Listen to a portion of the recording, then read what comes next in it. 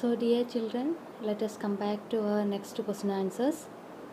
I hope you all have completed your works in the copy. So those who are having the new copy, you can start writing the question answers. As you know, first you have to write the chapter name, then the name of the lesson, first heading, answer the following, then you can start question and answer both in a good handwriting. So the previous class we had completed 3 answers. Let us come back to the fourth question. Question is, even though there have been obstacles in the way, what has the speaker done to continue her journey? The meaning of the question is, there were so many obstacles on the way, but what the speaker done to continue her journey?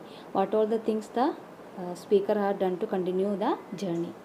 The answer is, even though there have been obstacles in the way, the speaker refused to be cowed down by the difficulties and continues to climb the difficult staircase of life.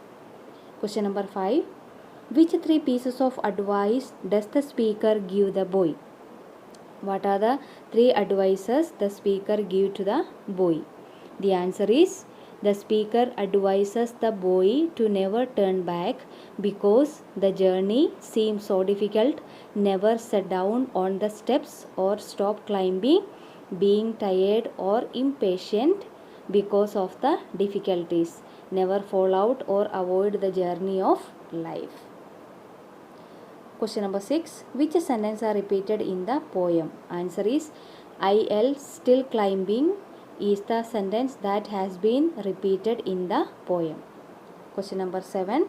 Which line is the shortest? Why do you think the poet made this line so short?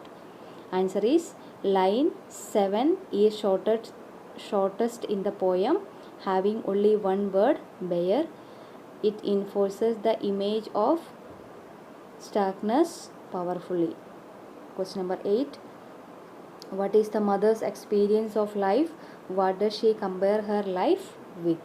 The mother's experience of life, that it is a journey, a difficult climb on a staircase that is not like climbing a smooth crystal staircase.